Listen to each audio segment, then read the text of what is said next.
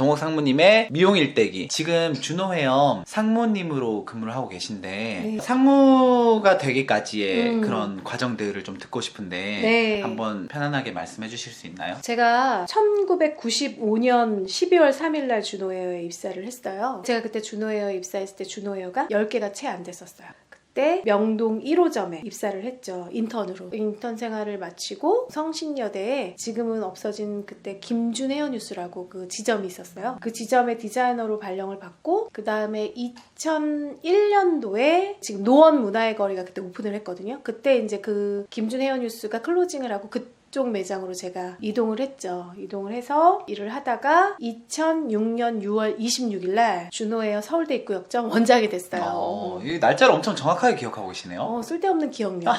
잠깐 되짚어보면 네. 디자이너 때도 퍼포먼스가 되게 좋으셨었죠? 네, 디자이너였을 때 처음부터 퍼포먼스가 좋진 않았었고 처음에는 시작할 때 이게 어려움이 있었어요. 왜냐하면 제가 발령받은 매장은 일주일에 고객을 한 분 내지는 두 분을 받을 수 있었어요. 근데 같은 동기가 2대에 발령받은 친구가 오늘 손님 몇 명 받았어? 이렇게 물어보면은 하루에 10명 가까이는 받았었거든요. 그냥 이렇게 워크인으로? 네. 그래서 제가 처음에 신입 디자이너 때 자리 잡기 좀 힘들었었죠. 그때 뭐 SNS도 있었던 거 아니고. 없었죠, 그때. 우리 밖에 나가서 뭐 해야 되냐면 이렇게 거리 행사?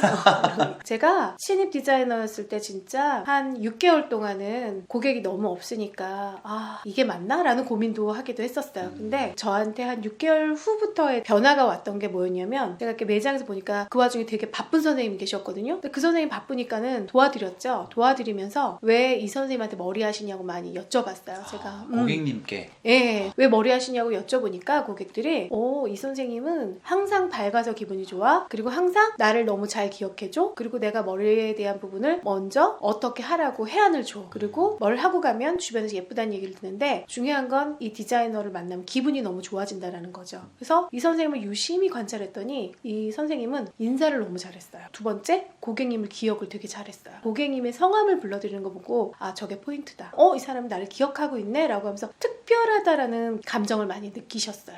고객님들이 그렇겠다. 네. 진짜. 어느 날 그 선생님이 그만두시게 된 거예요. 저희 매장에서 매출 제일 많이 하셨던 선생님이셨거든요. 그만두셨는데 제가 6개월 정도를 그 선생님을 뒤에서 좀 서포트를 해드렸잖아요. 그 선생님 고객들이 저한테 머리를 하시겠다는 거예요. 저 선생님 저 뒤에 머리 드라이해줘서 제 뒷머리를 말아줘서 제 스타일을 알고 있어요. 일부만 도와드렸을 뿐인데 그 스타일을 다 알고 있다. 믿고 맡길 수 있다라고 생각을 하셨던 부분이 있어서 놀랍게도 고참 선생님의 고객님들이 저한테 이렇게 자연스럽게 오셔가지고 어느 순간 제가 점프할 수 있는 계기가 됐죠. 가만히 계셨다면 일어나지 않았을 일이잖아요. 맞아요. 노력들이 배신하지 않았던 거죠. 언젠가는 결과를 보여줬던 거죠. 맞다, 진짜. 그게 도남동에서 네. 하셨던 거고 그리고 나서 노원으로 가셨었나요? 네. 맞나요? 그때 우리 대표님, 강윤선 대표님이 너 도남동에 남을래? 아니면 노원으로 갈래? 그래서 저는 그냥 도남동에서 또 고객이 있으니까 그냥 도남동에 남겠다. 대표님이 나 같으면 새로 오픈하는 매장에서 한번 새로 시작하는 걸 보여주겠다. 진짜 네가 괜찮은 사람이고 실력 있는 사람은 거기서 난 퍼포먼스를 내겠다. 나 같으면 가겠다 이러셨는데 그럴까? 그래서 저 그럼 가볼게요. 그것도 그러겠네. 가서 한번 도전해볼게요. 하고서는 저 갔어요. 그게 쉽지 않았을 텐데 진짜. 고민이 많이 됐는데 또 대표님의 그 말 한마디에 하긴 내가 젊으니까 해볼만 하겠다 싶어가지고 가봤거든요. 갔는데 놀랍게도 고객은요 3분의 2 이상이 오셨어요. 와. 내가 좋아서 하는 일이었지만 앞서 잘한 선배의 모습을 보면서 고객들한테 인사 잘하고 고객 기억하고 고객한테 헤어에 대한 고민을 제가 대신 해드리면서 제안해드렸고 이랬던 부분들이 제가 조금 더 멀리 갔어도 믿고 맡기고 싶은 디자이너니까는 찾아오신 거죠. 그러니까 제가 지금 아이를 낳아서 키우면서 느끼는 게 뭐냐면 우리 시야를 기억하고서는 물어보실 때 고객들이 이런 기분이라는 걸 제가 요즘 느껴요. 좀 남달라요. 그러면 세심하게 느껴지고 고객도 이런 기분이었겠구나라는 걸 느껴요. 원장님 되셔서 차근차근 이렇게 가시는 것도 되게 궁금해요. 준호에서 이제 대표님이 저 어릴 때부터 항상 하셨던 말씀이 나는 이 준호를 여기 있는 너네들한테 다 나눠주고 싶어. 그래서 준호를 같이 경영하고 싶다는 얘기를 회식할 때마다 얘기를 많이 하셨었어요. 준호가 그냥 우리끼리의 준호가 아니라 대한민국의 대표 브랜드가 됐으면 좋겠고 세계의 준호가 됐으면 좋겠다. 그래서 정말 어느 순간부터 대표님이 하나씩 나눠주기 시작했거든요. 그래서 거즘 초창기 멤버를 받은 거죠. 그때 그때 저한테 빨리 기회가 왔어요. 기회가 온 것도 노원에서 디자이너 하다가 2004년도에 제가 갑작스럽게 매장을 그만두게 됐었어요. 갑상선 암 수술을 했거든요. 사실 그때 그만둘 때 무슨 생각했냐면 주말에는 하루에 고객을 40분씩 했었단 말이에요. 밥 제대로 못 먹는 날이 되게 많았었어요. 순간 그 어린 마음에 되게 원망스러웠었어요. 그래서 나 다시는 미용 안 해야지? 내가 지금까지 밥도 못 먹고 일한 결과가 나한테 이런 결과야? 라고 하면서 되게 원망스럽고 미용 안 해야지? 라고 돌아서면서 2004년 그 크리스마스 다음날 12월 26일에 수술을 했거든요. 하고 나 수술했더니 갑상선 수술이 생각보다 되게 간단한 수술이었거든요. 그리고 3일 있다 퇴원하래요.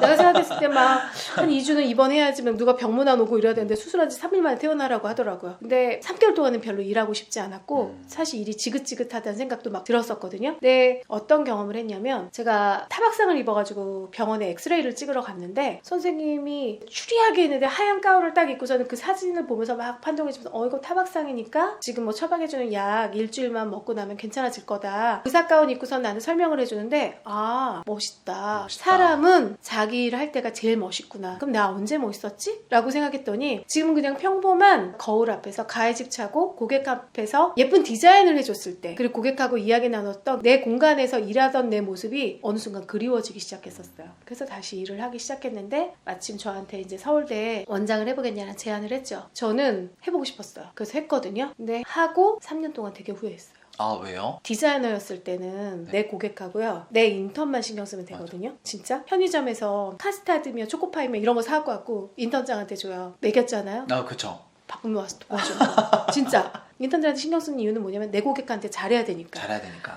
그런 부분만 신경 썼는데 내가 리더가 되고 보니까 신경 쓸 게 너무 많은 거야. 디자이너가 고객 디자인 해드렸는데 마음에 안 들면 그 부분도 해결해야 되지. 인턴 채워놓으면 힘들어서 그만두면 또 인턴 채용해야 되는데 그리고 직원들이 드릴 말씀 있어요 하면 왜 이렇게 무서워. 듣고 싶지 않은데 드릴 말씀 있어요. 드릴 말씀 있어요. 갑자기 물탱크 터져 뭐 터져. 그러니까 수습할 일이 너무 많은 게 써보지 않은 근육을 쓰려니까 너무 힘든 거예요. 그리고 사실 나도 신입 디자이너 시절이 있었는데 신입 디자이너가 실수하면 내 신입 시절을 돌이켜보면서 그 눈높이를 맞춰줘야 되는데 내 눈에 왜 저걸 못하는데 하면서 이해를 못하는 거야. 그래서 직원이 떠나가면 저도 상처받거든요. 직원도 상처받고. 근데 그로 인해서 배운 게 좀 많았어요. 3년이 지나고 나서야 좀 비로소 좀 성숙해졌는데 3년이 지나면서 이제 좀 제대로 알아간다 하더라도 또 5년 차가 되면서 배우는 게 또 따로 있고 또 10년 차가 되면서 또 배우는 게 따로 있고 지금 제가 리더 17년 차 하고 있거든요. 와, 엄청 오래되셨다 진짜. 근데 지금도 배워요. 지금도? 네. 알게 모르게 세대가 계속 바뀌어가고 있거든요. 불과 3년 전에 인턴들하고 지금 인턴들하고 너무 다르고 다르죠. 디자이너들도 너무 다르고 미용 세상도 너무너무 많이 바뀌어가고 있는데 그러면서 매일매일 배우는 것 같아요. 제가 우리 직원들한테 누누이 얘기하는 게 뭐냐면 내가 월화수목금 본사에서 근무를 하기 때문에 매장에 신경 쓰는 시간이 부족하다 하지만 내가 듣고 싶은 얘기는 리더가 매장에 상주하지 않아도 잘 되는 매장을 만드는 게 제 목표였거든요. 그러니까 누구나가 다 거기에 있는 사람들이 셀프 리더십으로 리더가 되는 거죠. 근데 지금 그런 부분들을 너무 잘해주고 있어요. 우리 직원들이. 그게 어떻게 근데 유지가 되고 잘 될까요? 어렵잖아요. 왜냐면 비우는 시간이 많아지면 자연스럽게 나태? 그쵸? 나태해지고 할 수 있잖아요. 그 안에 뭐 나태해지는 사람도 있고 또 바쁘면 바쁘게 일하는 사람들도 있지만 그 안에서의 보이지 않는 시스템이 있는 거죠. 중요한 건 리더가 그 자리에 있든 없든지 간에 항상 어떤 메시지를 전달해 주느냐가 되게 중요하다는 생각이 드는데 저는 우리 직원들한테도 얘기하는 게 우리가 존재하는 이유는 우리 매장을 찾아주는 고객들 때문에 우리가 존재하는 거다. 같이 일을 하다 보면은 서로 친해지고 좋아지는 건 좋지만은 친구 만나러 여기 온 건 아니지 않냐. 내가 선택한 헤어 디자이너라는 직업으로 인해서 우리가 준호헤어 서울대점에서 만났는데 우리가 여기서 존재하는 이유는 이곳을 찾아주는 고객. 그리고 나를 찾아주는 고객 때문에 있는 거다. 그러면 우린 누구한테 제일 잘해야 되냐면 그 고객한테 잘해야 되고 이 고객이 오셨다가 와 그래 내가 여기 오는 이유가 이런 이유지라는 거를 분명히 있어야 되고 또 디자이너 선생님 만나면 나는 이분 아니면 안 되라고 느끼게끔 해야 된다라는 생각이 드는데 그런 부분들을 제가 항상 조회 때 강조를 하거든요. 그랬더니 그게 스미는 것 같아요. 점점 스며서 신기하게도 후배한테 어떤 멘토링을 해줄 때 그 선배가 그 얘기를 하고 있는 거죠. 후배한테. 그 메시지를? 네. 그러니까 서서히 스며서 그 안에서의 보이지 않는 시스템도 있지만은 우리 매장 이렇게 해야 된다라는 중심이 있는 거죠. 저는 어떤 강의를 할 때 이 강의를 통해서 준호에 입사한 직원들이 아, 내가 이 회사에 입사하길 정말 잘했다. 내가 정말 좋은 회사에 다니고 있고 여기에서 내가 이 꿈을 실현시키고 있다라는 걸 내가 좀 더 확신을 주고 싶다라는 목표로 하거든요. 이 교육에 200명이 접속을 했어. 한 10명만이라도 변화한다면 난 성공한 거다. 이들이 그런 마음을 먹고 10년 후에 리더가 되고 10년 후에 이런 꿈을 달성하면 난 그것만으로도 훌륭하다라고 생각을 하거든요. 그냥 내가 강의 시간 주어졌으니까 강의해야지라고 생각하지 않고 나의 강의로 인해서 이들의 미래가 달라진다라고 생각하면 거기에 따른 책임감이 좀 달라지거든요.